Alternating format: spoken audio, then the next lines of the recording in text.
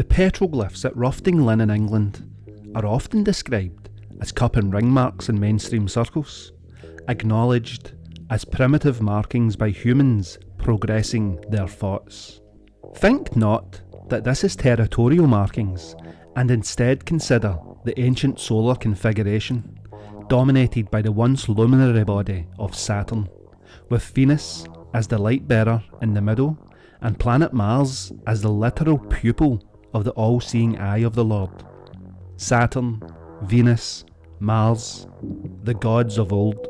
Saturn is theorised to have once been a brown dwarf star and Earth's central and main celestial sun. The brown dwarf exploded violently, and this was possibly due to sudden interactions involving the planet Jupiter. As the myth suggests, Kronos tried to devour Zeus, but Zeus escaped the gravitational clutches of Kronos' anger, only to return a lot later in time to wage war, as the myth suggests. This brought about the destruction of the ancient solar configuration, and these cup and ring marks may be showing the first phases of that cataclysm. Plasma begins protruding, the great plasmatic pillar bathed Earth in a golden age. Erratic, spontaneous, unstable, the cataclysm ensues and destroys Earth's civilizations, forcing them back to the stone caves and underground caves. When the squatter man emerged from the plasmatic pillar in the form of the Taurus Field, the Earthlings thought that God had sent a son to save them. This was desperate hope. And the survivors? They would go on to believe that they were God's chosen people, and so religion erupted all over the planet.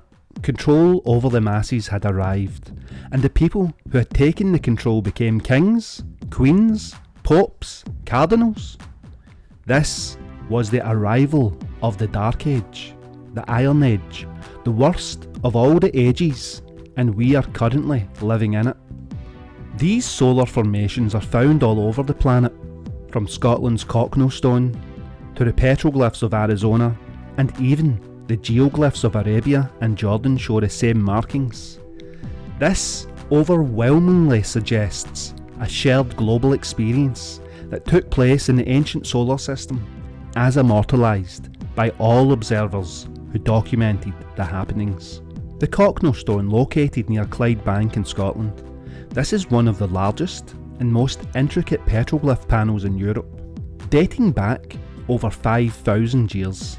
And just like Roughting Linn in England, it features elaborate cup and ring markings, aligned in patterns that suggest not only artistic expression, but celestial mapping and cosmic observation.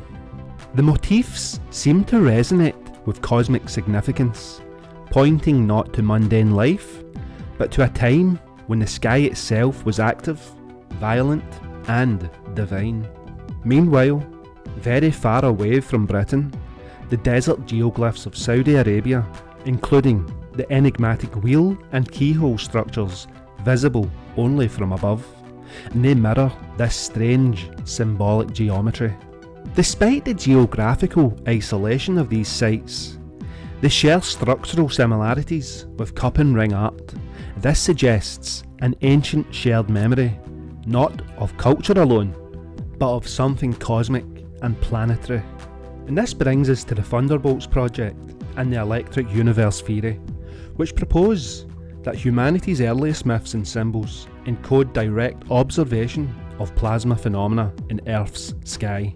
And in this interpretation, many petroglyphs, including those at Roughting Linn and at Cockno in Scotland, are not abstract symbols, but plasma glyphs, visual recordings of colossal electrical discharges witnessed during a time of celestial upheaval. The ancient solar system did not always appear as it does today.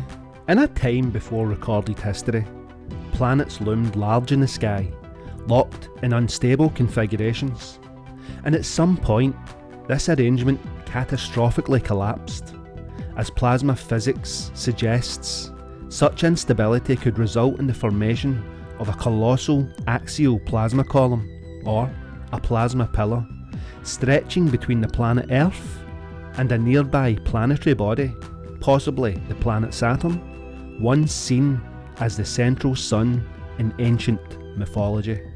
The Squatter Man and other plasma figures recreated in laboratory conditions, they closely resemble the shapes carved on ancient stones all across the world. At Roughting Linn in England and at the Cockno Stone in Scotland, the cup marks with radiating rings and lines could be expressions of these very events, witnessed and carved into stone by early humans under a sky electrified by cosmic forces. In this light, Roughting Linn becomes more than a prehistoric curiosity. It is a chapter in the global story of human survival during cosmic disaster, preserved through symbolic memory.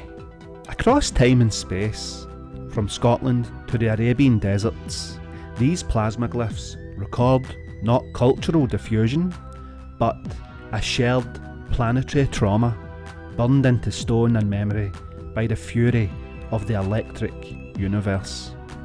The universe is electric, as the Thunderbolts Project boldly declares, and the stones speak with its voice, etched in plasma and echoed in myth.